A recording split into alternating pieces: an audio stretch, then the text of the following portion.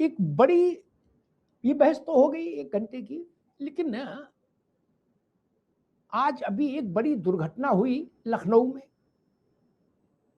बेहद दुखद घटना है। मन को आहत करने वाली घटना है, स्तब्ध कर देने वाली घटना है। एक कोचिंग में आग लगी है बुरी तरीके से। कुछ बच्चों के हताहत होने के समाचार हैं। 5 बच्चों को जिंदा निकाला गया है। उत्तर प्रदेश शासन के वरिष्ठ अधिकारी मौके पर हैं। पुलिस महानिदेशक हैं, अपर मुख्य सचिव गृह वहां हैं, डिप्टी चीफ मिनिस्टर हैं और राज्य के मुख्यमंत्री योगी आदित्यनाथ अलीगढ़ का अपना दौरा छोड़कर निलंबित कर लखनऊ वापस लौट रहे हैं घटना स्थल पर पहुंचने के लिए। सरकार प्रोएक्टिव मोड में है। मुख्यमंत्री ने कहा है कि बड़े अधिकारी मौके पर रहेंगे और जांच की एक रिपोर्ट प्रस्तुत करेंगे ताकि दोषियों को सजा भी दी जा सके। ये तो घटना का विवरण है, लेकिन मैं एक बात कहूंगा, लखनऊ हो, बरेली हो, गाजियाबाद हो, नोएडा हो, कोई स्थान हो, अनियंत्रित ढंग से विकास जो हुआ, नियम कायदे की अनदेखी करके जो विकास हुआ, फायर एनओसी को लांघने की जो घटनाएं हैं, उनसे स्थिति बहुत खतरनाक जोन में चली गई है, ये जान लीजिए।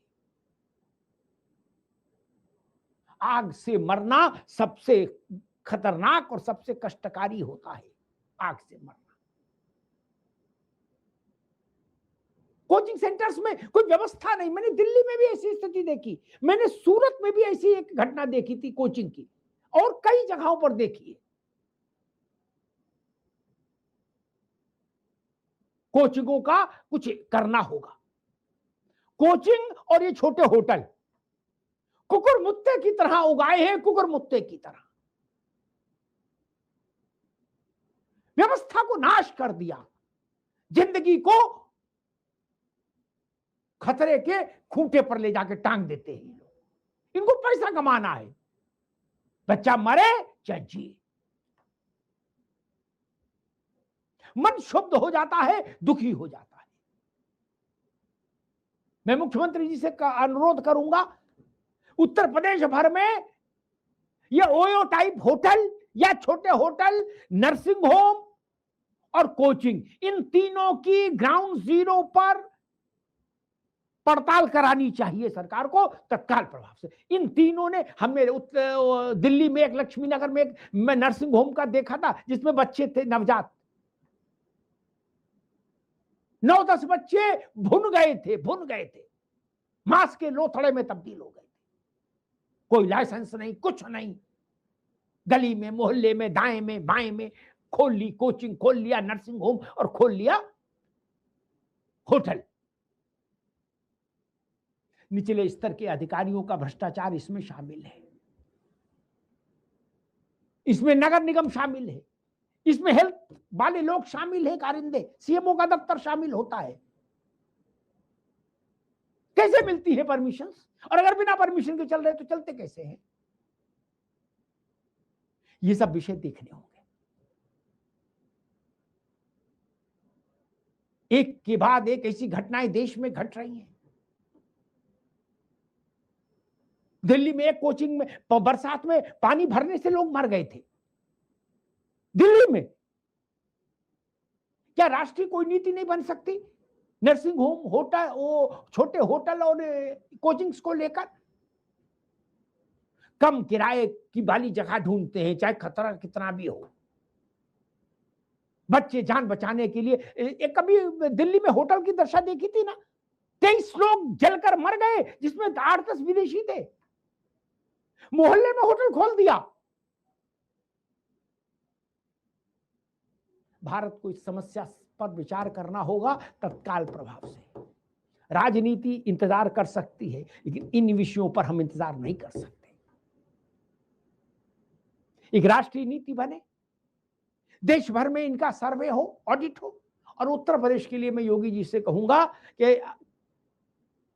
कृपया इन 3 उनकी जांच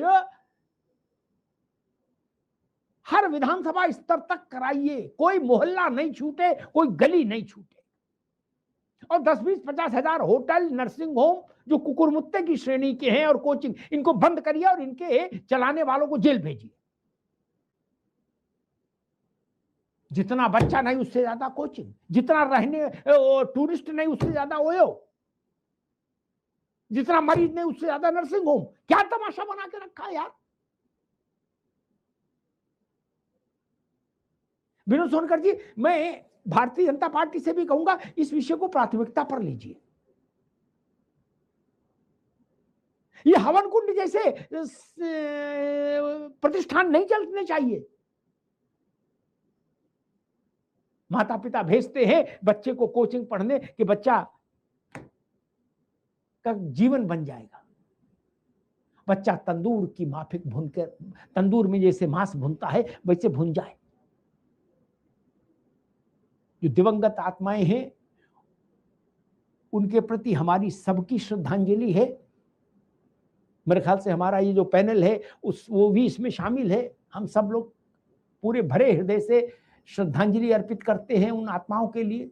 ईश्वर उनको अपने श्री चरणों में स्थान दे।